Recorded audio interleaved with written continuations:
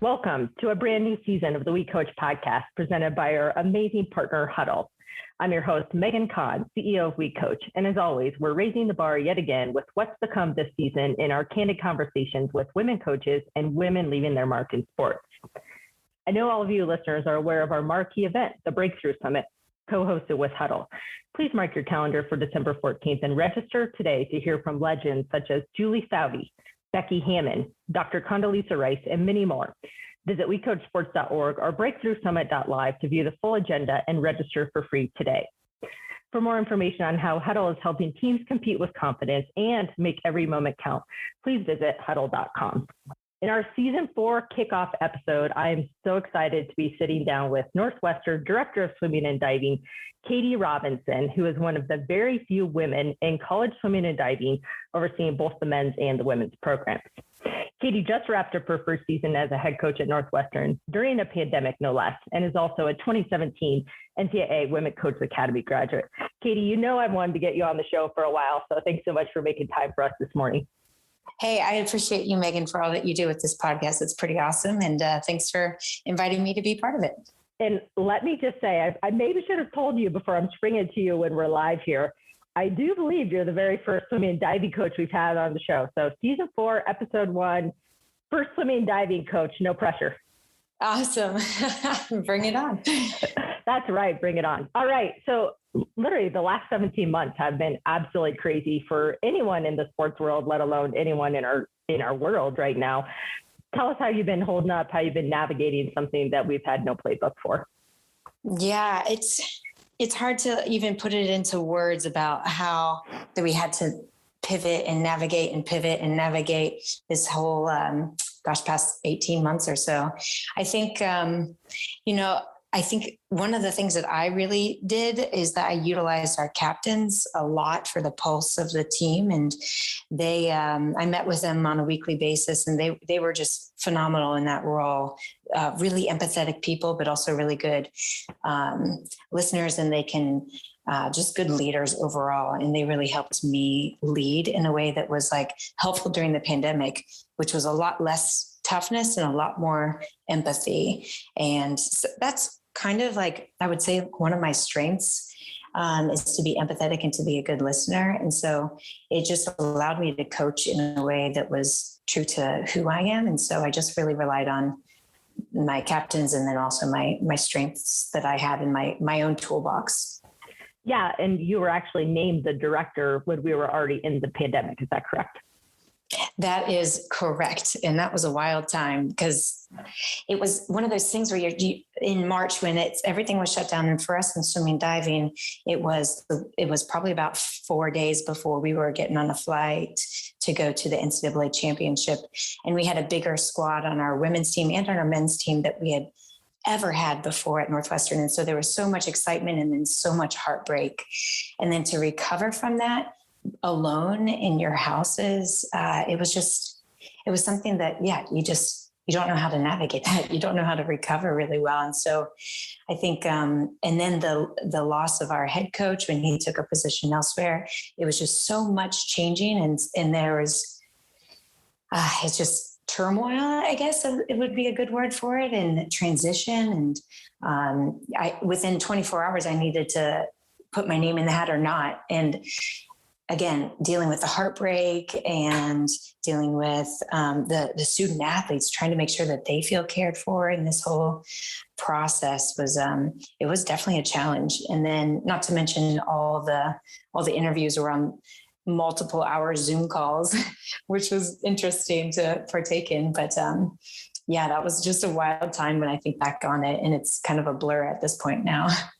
Yeah. And when I think of all the student athletes being at home and they're adjusting to academic life at home and, the loss of their whole world basically being turned upside down, I always think of swimming as probably one of the hardest then for them to work out on their own at home, because the probably, let's say, select few that would have access to a swimming pool, let alone during COVID, had to be very, very small. So they had to rely on cross training, I imagine, to do training at home. Absolutely. And we were doing, each of us coaches basically took a handful of our student athletes, because overall we have about 60 to 65 swimmers on any given year. And so all of us coaches grabbed a handful of like 10 or so, and we were just doing weekly FaceTimes and doing different things to keep them engaged. There was a complete loss of anything competitive in their lives. And that really usually spurns their like good mojos. And so I think one of the things that I tried to do was like create little fun, games that I could do, and they would compete every week with like little games that we did, just to keep them like engaged in like something that was like really uplifting their spirits. Because I think that loss of competitiveness, like that was a real, like, I don't know, caused them to have like some lower sense of feeling, and they lost confidence because they couldn't compete a lot of times. And so I don't know, it was just like, think of whatever tricks you got up your sleeve and pull them out and try it out. During that time, it was pretty wild. Yeah. And as a first-time director, you're trying to go in and set your own tone for the programs. You're trying to build your own team culture. So I imagine that was just, oh my gosh, I can't even barely fathom what that was like. But I want to say this, because you talked about that you're an empathetic coach and a great listener. Is that kind of one of your superpowers then, and how you rally these programs and build team culture? Yeah, I think, this is something that I've like realized how important it is to utilize your own strengths. And that's something that, like, when I became a head coach for the first time at Tulane, I thought that I needed to be tough and I needed to be for sure in charge. So like really directive, and it never really fit me really well. I think I learned a lot through that process, and getting to be a head coach the second time around, I promised myself that I would 100% just be my authentic self when I coach. And sometimes that does mean taking charge in a pretty firm way, but also like utilizing the other, like I said, tools in my toolbox for me, which is I like to be, like relational. Like that's something that's really important to me, and making sure that all my student athletes feel cared for and not looked over in any way. And that can be challenging, because again, as the director of swimming and diving, I have 61 current student athletes under my care. And so that can be hard, but you got to utilize your assistant coaches and all that kind of stuff along the way too. But I hope I answered that question, Megan. I kind of got maybe off a little bit. No, that's good. And I think, especially as a young coach, I see this so many times, especially in women, it is hard to be our authentic selves as leaders, because we grow up sort of emulating and role modeling other people that we see, but that doesn't always necessarily fit our personality. So once I think you can get comfortable in your own skin and truly be your authentic self, you'll be at your best.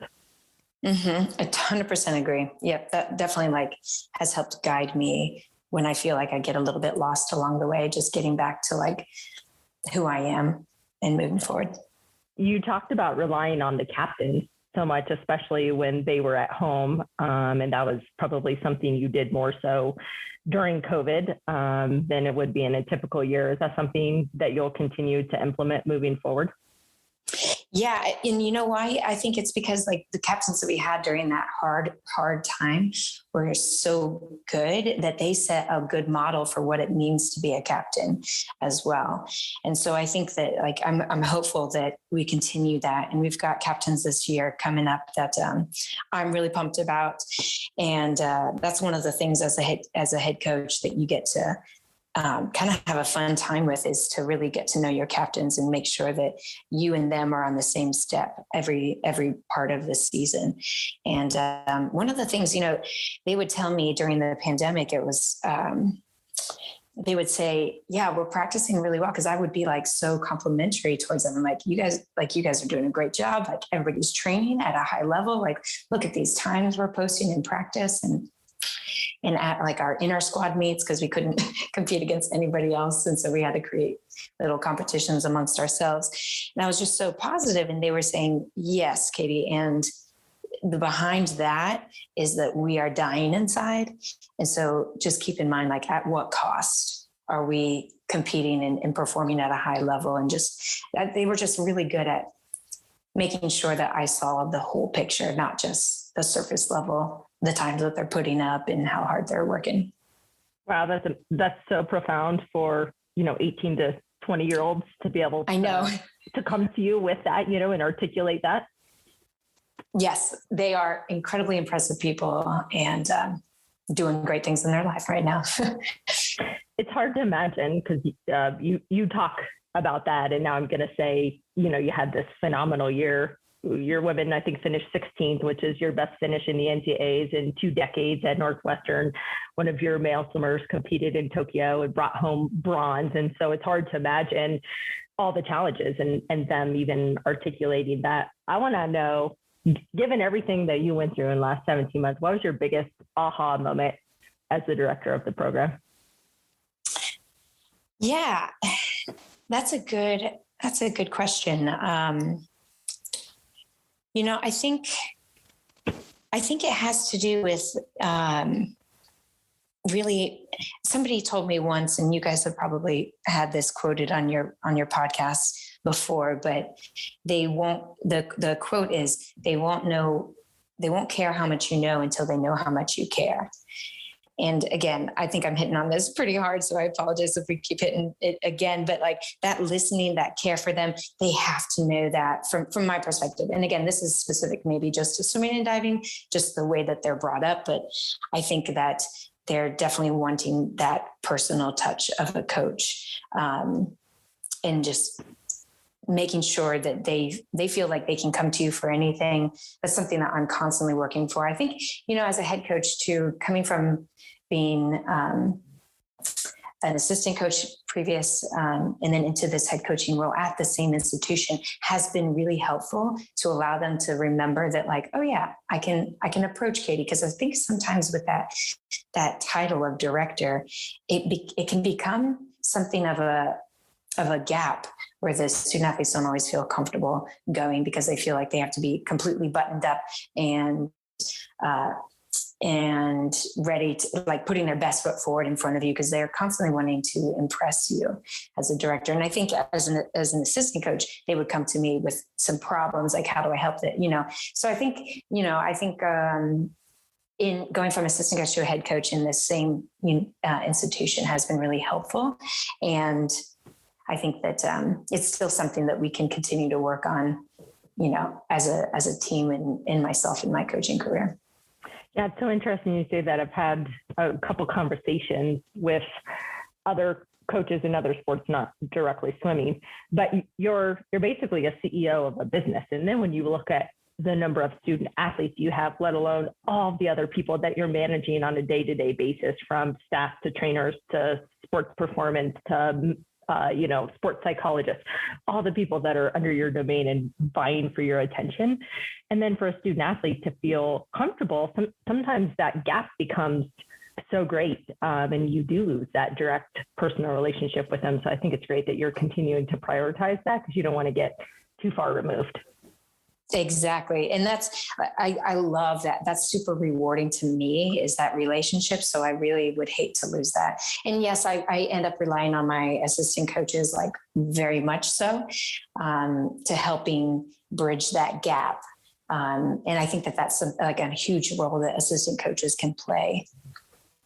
Yeah. The other thing that has been new, all this stuff has been coming at you as a new director of the program. We look at all the social unrest last year. You're living in your campus is right in the heart of Chicago, in a major metropolis where we saw so much, violence playing out, and cultivating those conversations in a safe environment. And now you have name, image, likeness. Can you talk about either of those and how you've, helped make sure your student athletes were educated, informed, and felt safe in those spaces?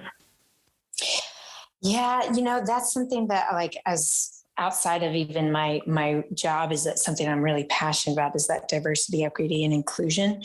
And so I just dove into the literature. I just was like, I need to know everything I can possibly know about how to be an ally, how to be somebody that is looking out for all people, not just the people that, like, are in the circle of swimming and diving. And so I think, and we had some Black student athletes on our team that like I wanted to make sure that they were supported. And so just reaching out to them, whether I was like per se comfortable in that space or not, I think that it was a really, I'm hopeful that was important that they heard from me directly instead of being shy to like, reach out to them. And so, yeah, and it's something that our team really kind of wrapped their arms around, and we did some team building stuff and we did a privilege walk thing that was, again, it's just kind of hopefully opened some eyes to like the privilege that our sport lends, that a lot of our people in our sport are white. And so it just was kind of eye-opening, hopefully, to the privileges that they didn't know about. Is also, I led our staff through, like you were mentioning, how not only am I a head coach to 60 plus student athletes, but also I've got about 8 people on our staff that help care for our student athletes. And so, and assistant coaches and volunteer coaches and grad assistant coaches. And so that was the other thing, is I wanted to make sure that they were also diving into the literature and learning. So we read, So You Want to Talk About Race together. We just did like 2 chapters a week, and then we'd have like an hour-long discussion. And that took us pretty much all the way through the fall.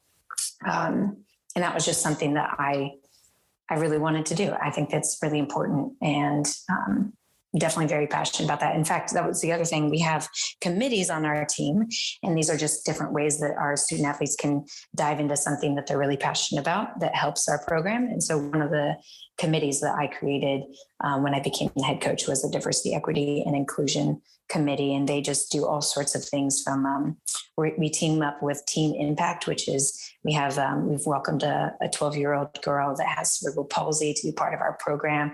And then also, like, we create any kind of design that we want to do for our shirts so that we can use our platform and our verses as a collegiate athletic program when we travel, that says that we stand for all the people that could be potentially marginalized.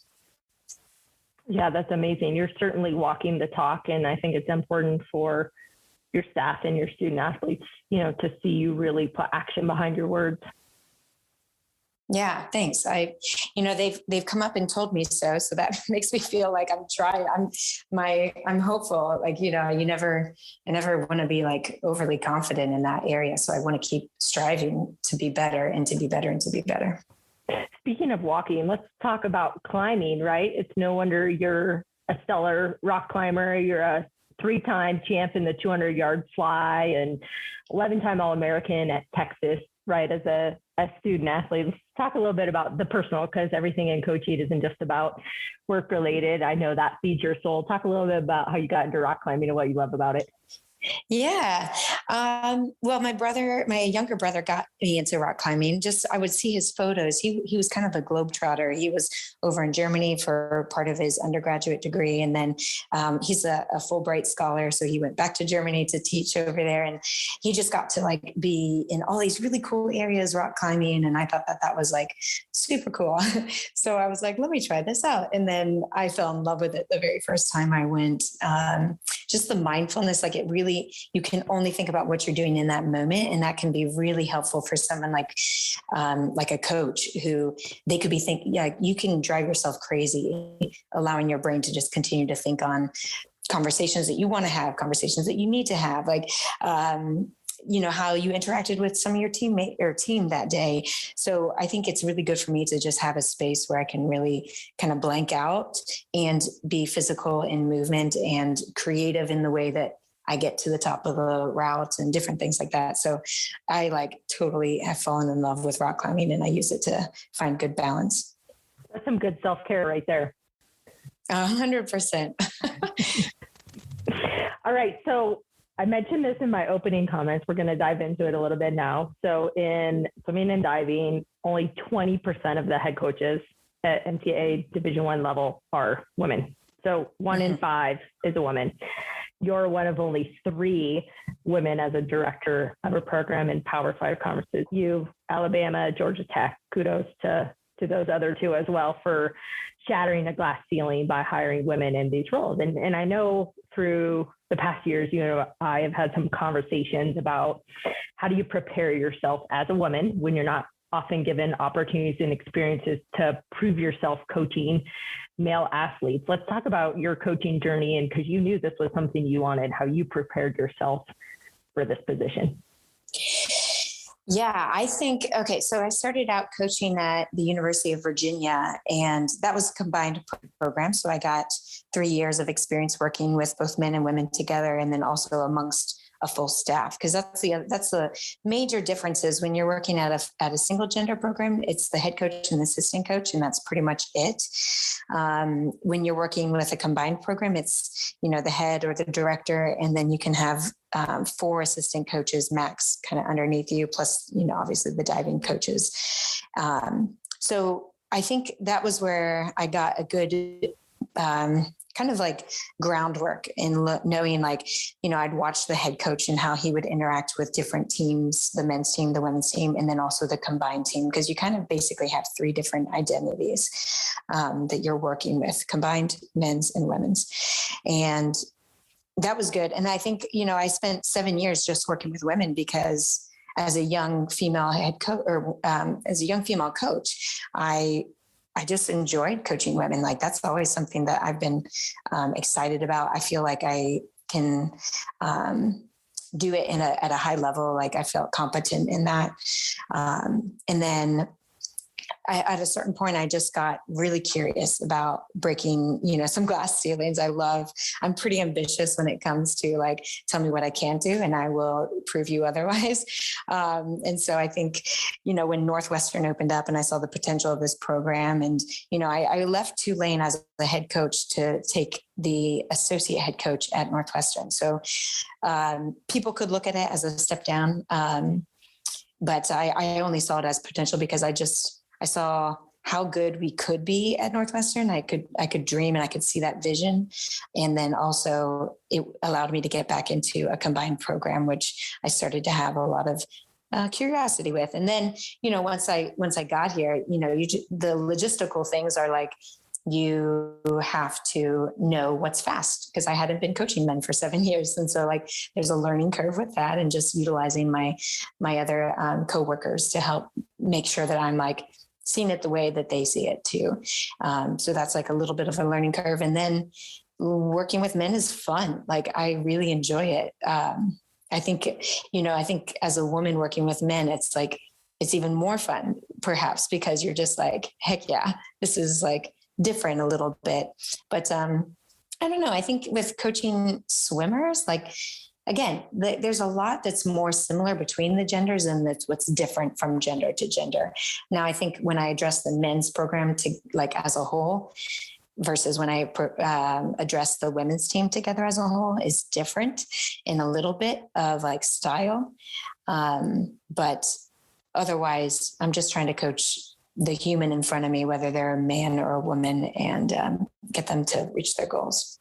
Yeah. So I'm curious, because a lot of people I hear say very similar things, there's more similarities than difference, but since you just mentioned them, dive in on there. How do you address them differently if you address them a little bit different, you said? Yeah, I think, ultimately the guys want to make sure that you're competent, right? So you've got to provide some facts. You got to provide, just different things that will you got to exude confidence at a really high level. And when you talk with them, and it depends on what group to group, but you can use a little bit more colorful language in front of a men's team as a whole.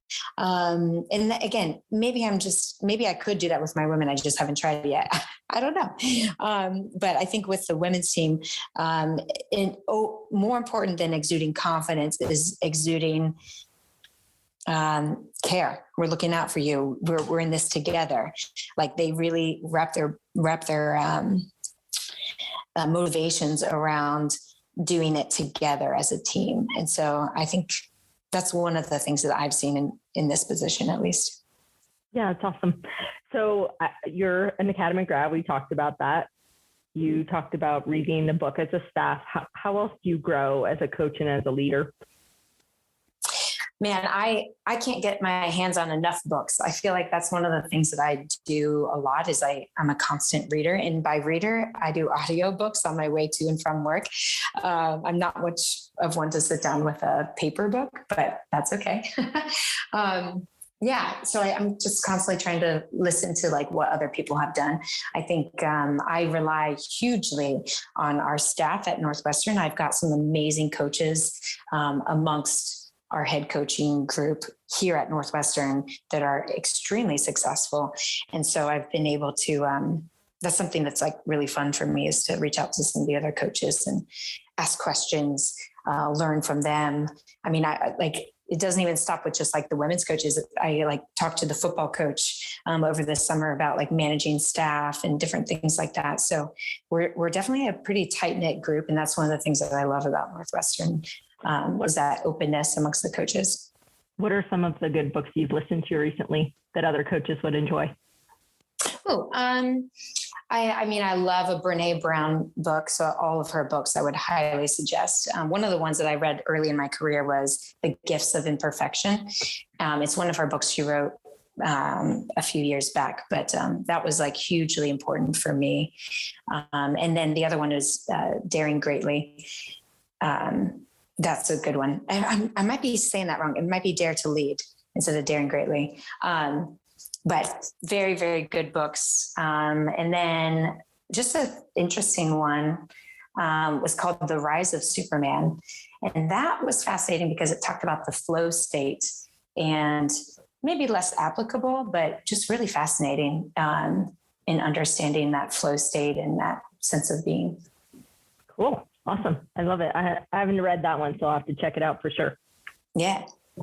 All right. We're sticking with our tradition. We end every episode with rapid fire. So I get to put you on the hot seat. All right. Bring it on. Outside of rock climbing, what can we most likely find you doing on an off day? Going to the dog beach with my dog. Oh, good one. Name something on your bucket list. I would love to go on a vacation to Greece and rock climb on the islands in this thing called Deepwater Solo, where you can climb without ropes. And if you fall, you just fall into the water. It's like cliff climbing. It would be beautiful there, I would have no doubt. Yeah. What's your go-to karaoke song? Oh my gosh. Valerie by Amy Winehouse. So you talked about being on your bucket list was rock climbing. I'm going to ask, what's the best place you've rock climbed so far? Oh my gosh, it's so hard to pick one. I would have to say my very first experience rock climbing outdoors was in Thailand with my brother who got me into climbing. I think it was just like a big emotional, the fact that I got to do it with him. So I'd pick Thailand. Awesome. What's the thing you love most about Chicago? Oh my gosh, the lakefront, 100%. It's gorgeous. The water is so blue. It looks like the Caribbean. I love it. I was going to laugh if you said pizza. So good answer. All right. Last one. What advice do you have for your younger self? I would say stop trying to be like other people that you look up to and just be yourself. I love it. That's a wrap, Katie. Thank you so much for chatting with us. I wish you nothing but the best of luck this season. Thanks for listening to today's episode, and thanks to our podcast partners, Hudl and With Sports. Visit breakthroughsummit.live for a full list of our speakers and sessions for December 14th. I promise you, year 3 will not disappoint, so register today. And until next time, all sports, one voice, we coach.